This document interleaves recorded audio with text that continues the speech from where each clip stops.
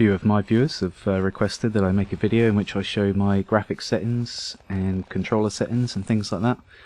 So yeah, this is that video. I'm going to show you my Arma 3 graphics, audio control options, and I'll also show you my mouse and keyboard profiles that I use when I'm playing Arma 3 as well. Holy shit.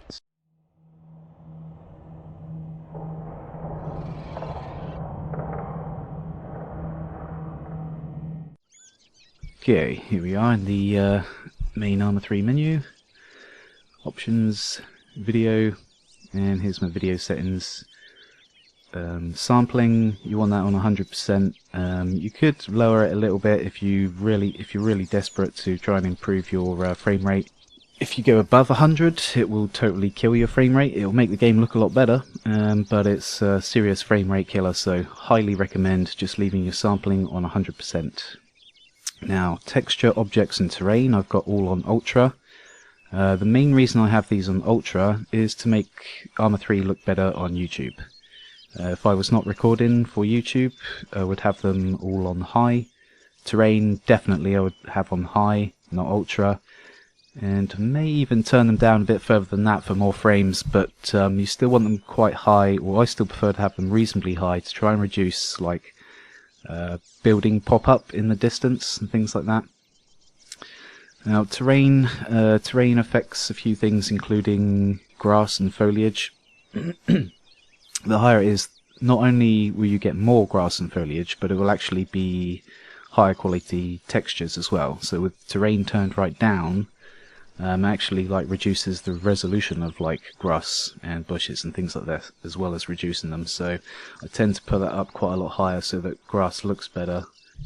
It's all about compromise between looks and frame rate. You want to turn everything down as low as possible for the highest frame rate possible, but yeah, it comes to a point where you're just turning it down too much. And in Arma, there are a few settings that will actually be detrimental if you turn them down too far. They'll actually like totally lower your ability to say be competitive in online mode, for example. You really got to find that balance that's like suitable for you.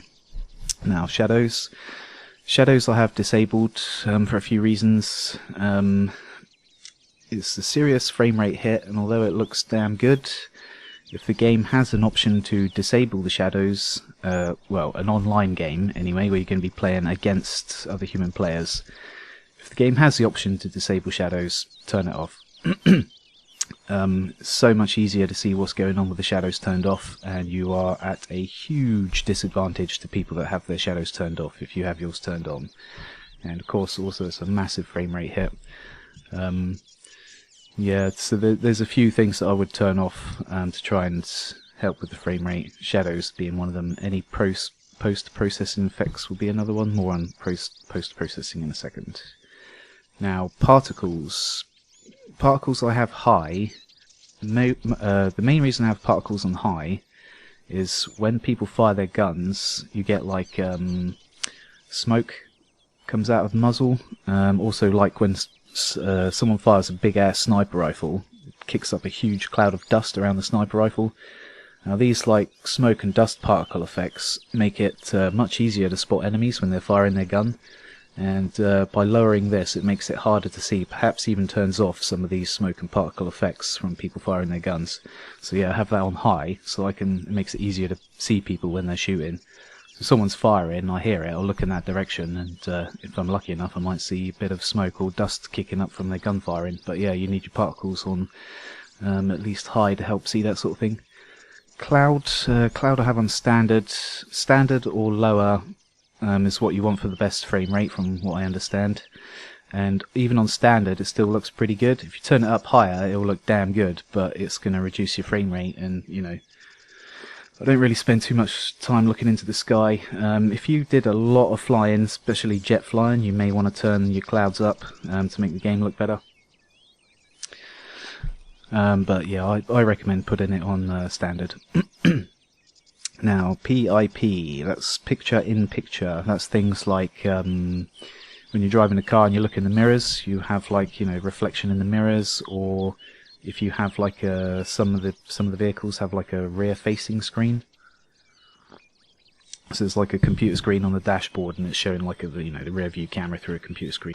But the thing with PIP, picture-in-picture, if you're playing in third-person view like me most of the time, then you almost never see any picture-in-picture stuff. You'll see it quite a lot if you play first-person, and if you spend a lot of time in vehicles, you'll definitely see the picture-in-picture elements in the game quite a lot. However, it's a massive, massive frame rate hit. I highly recommend turning it off, especially if you're like using third-person view like me most of the time. You almost don't need it, and yeah, seriously affects your frame rate in a negative way.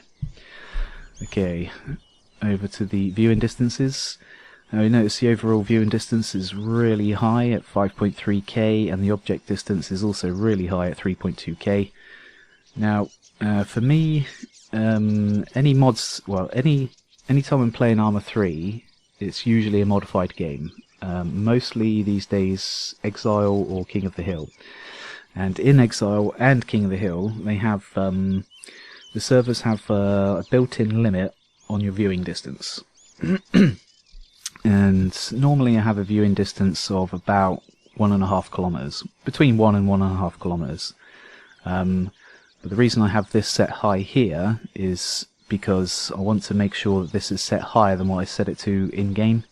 The highest I'll go in-game is King of the Hill when I'm sniping. I will go up to a 3 kilometer viewing distance, and by setting these to over 3 kilometers, I just make sure that these settings don't like conflict with the in-game settings. So if I say had this set to 2 kilometers, the object set to 2 kilometers, then put my King of the Hill in-game distance up beyond 2 kilometers, potentially could still limit that viewing distance to 2 kilometers. I'm not 100% sure about that, but just to make sure that I'm going to see further, or see at least as far as what I can, I've set my viewing distance to in-game, make sure this is higher so that I'm definitely getting at least that in-game viewing distance that I've set to.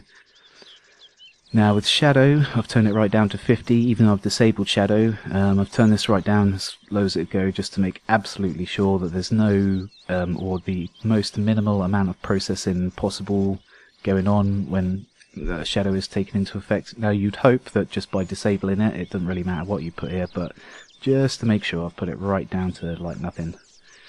Now onto the lighting section. High dynamic range light I've set as standard. This I would probably turn off if I wasn't recording for YouTube. It definitely makes it look a bit better. However, if you're looking at someone that's quite far away from you and you've got the light behind them right in your eyes, it's probably going to be harder to see them with high dynamic range switched on. But the game can look a bit, bland without it. I've already turned off quite a few things to make it to increase the frame rate, so I want to, get the light looking as good as I can, really, without going any further than that, because it will affect the frame rate. So yeah, that's a real trade-off between like looks and frame rate there on the HDR. And if you're going for full competitive settings or really struggling for frame rate, you probably want to switch that off. But if you just want to give it a little, put a few little settings up a bit higher to make it look a bit better, like the texture objects, maybe terrain and HDR, these are ones that you probably want to turn up a little bit. Although, HDR, don't go beyond standard. Standard's fine. Dynamic lights ultra. Now, this is to do with like mostly seeing lights at night time. Then having dynamic lights on ultra is going to allow you to do things like see vehicles that have lights. You're going to see that from further away. Like if a helicopter's flying in or something with dynamic lights turned up higher, you're going to see the lights on that helicopter from further away. Water reflections I have on very high. Water looks damn good when you have it on high. If I turned up some of the other graphics options, I can make it look even better. This is another one that you'd want to turn down from very high if you were trying to increase the frame rate, but again I've turned it up quite high to help with how the game looks in my YouTube recordings. Okay, on to display. Display mode full screen. I prefer to use the full screen. Any other mode may potentially give you a slight frame rate hit. I can't be totally sure about that, but yeah, I always prefer to play full screen as well. It's best to make use of your full screen unless you've got an absolutely ridiculously big screen. Mine's only a 24-inch 920 by 1080, so yeah, I want to be using the whole screen. Resolution 1920 by 1080 at 16:9. That's what my monitor is, so I've set that to match the monitor. That's what you want to do. I highly recommend setting that to match your monitor. Aspect ratio I've got set to custom. I believe that's because I've set a custom field of view. More information on the custom field of view later in the video. VSync I have disabled. VSync, what VSync does is it prevents screen tearing. Screen tearing is where, as you'll say, like moving around, running around the town, whatever, looking from left to right, your screen might tear, where you get like the top half of the screen almost separates from the bottom half of the screen. You end up with a sort of what I call a wobbly look on the screen. And you may notice that you turn the VSync on and it looks much better. You turn the VSync off and it looks much worse. This is mostly sort of like a smoothness thing. With it turned on, the game can look a bit smoother, but VSync, as far as I'm aware, is the single biggest cause of input lag. Input lag is where, like, you move your mouse and then the cursor doesn't move till, like, you know, milliseconds afterwards. It's virtually unnoticeable. However, when you're playing a first-person shooter using a mouse, the muscle memory, your movement of your mouse, is like really, really important. And you need to train your muscle memory so that you can move your mouse. You can like spin like 90 degrees in game without having to use any of your brain power, because you're just going on pure muscle memory, freeing up more of your brain power to, say, help line up your shot or help you to get more information about your current environment. It will improve your ability to aim in first-person shooters if you disable the VSync. It may take a bit of time to get used to it, but once you do, you'll definitely find it better. I intend to do another video in the future where I talk in more detail about the things such as muscle memory. Yeah, I'm going to do like a first-person shooter PC-specific information video where I talk about things like frame rate, monitors, and mouse settings and things like that. But like I say, that's like a whole nother subject matter for another video. Anyway, back on track. Interface size small, that's just like the size of all your menus like this, and like when you have write-in, like the text chat coming up in the bottom left, it will affect the size of things like that. I prefer to have everything like that as small as possible, so that I've got as much as the actual game taking up the screen as possible, and not just all the like text and you know, information windows and stuff. Although it's all important, so you need it on the screen, but yeah, have it as hidden as possible, so I prefer to put that on small. Brightness and gamma, I've got mine both set to 1. Now I actually have an ultra bright monitor. If I did not have an ultra bright monitor, those would almost certainly be turned up higher. I used to play Arma on a more sort of like a normal monitor, and yeah, I had these turned up. I think it was more sort of like 1.3, 1.4 for both. And you're actually supposed to, I don't know if you can see it in the recording here, but you're actually supposed to, like, there's like a tick there and an X there. You're supposed to not be able to see the X, but you are supposed to just about be able to see the tick.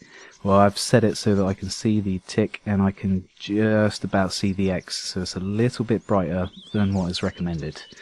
If you turn your brightness up a little bit, it does help you to see stuff in game. Yeah, again, the game may not look as good, but this is like, you know, helping you to be competitive online.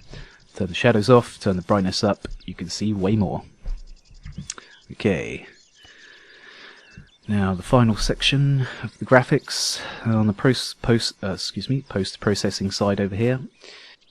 Any post-processing effects will also increase input lag. Anything that increases input lag is bad when you are trying to train your muscle memory for your mouse movements. Hence, I have most of these switched off. Bloom, again, this is to like help the lighting to look good, and mostly I have this set to 100 to help my videos to look good on YouTube. Almost certainly I'd have that set to 0 if I'm going for like online competitive settings. Now, radial blur and rotation blur. This is like blurring out things in the game as you move around. I recommend turning these off no matter what. Yeah, I'd say any game, almost any game, certainly competitive online game, you're going to want those turned off right the way down every single time. Depth of field. Depth of field kind of blurs things out that are close or in the distance depending on your focus. This is another one where it can look better, can make the game look a lot better. However, same thing with the blur, you are effectively reducing the amount of information that you can get back through your screen. Now the bottom one here, sharpen filter. Now this is the one thing that I would actually have set to 100 in the post-processing section here if I was not recording on YouTube. This makes the image a bit sharper. You could potentially even go over 100 to help you to see what's going on around you. But the reason I've turned it down a bit is where everything has a very sharp edge. It can make the videos look pretty damn bad on YouTube, where YouTube has serious trouble dealing with the detailed amount of information on the screen. You turn this down a bit and it sort of helps to blur off the edges of everything a little bit. And yeah, that's purely just to help to make my videos look better on YouTube. Ambient occlusion and causistics, and these two options down here, both disabled. It looks way better with both of those options turned on. However, makes things more difficult to see, same as the options above. Also has quite a large negative impact on frame rate, so you definitely want to disable those if you're after more frames. And you definitely want to disable them for online competitiveness. Again, a lot to do with that is they're not only do they make it harder to see things, not only do they lower your frame rate, but they're also post-processing options which will increase your input lag. Most people would say that Arma 3 is not really high enough. You don't get high enough frame rates for the input lag for you to notice it or to feel it. But again, in my opinion, even at a lower frame rate, input lag is still something that you want to avoid in order to train your muscle memory with the mouse movement. Okay, now the color corrections, I just go with default on that. I've actually not messed around with that. I could probably should try that out at some point, but obviously that's just going to be total personal preference stuff. Yeah, now onto the anti-aliasing section. This is another one where I would have these three options here all disabled if I was not recording for YouTube. Anti-aliasing can cause input lag as well, depending on what types of anti-aliasing you use.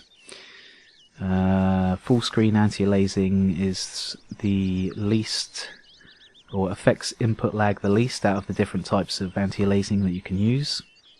So I've gone with full screen anti-aliasing, kept it just 2 times. Again, this is to help smooth things off so the videos look better on YouTube, but I would recommend setting that to off if you want full competitiveness and we're trying to go for full frame rates. Same with this. I've put this onto trees and grass again to help with make my videos look better on YouTube, my Arma 3 videos, by slightly rounding off edges and blurring edges and things like that. Post-processing anti-aliasing disabled. Don't want any post-processing. Just that will lower your frame rate. It will increase your input lag. Turn it off. With this one at the bottom, the filter in here, I have to ultra. The reason I've set this to ultra is it's another option that seems to help with things like buildings popping up in the distance. It could also potentially help with, say, if you're looking at a building that's 400 or 500 meters away, you may not be able to see through the window if it's showing that building in some sort of low graphics form.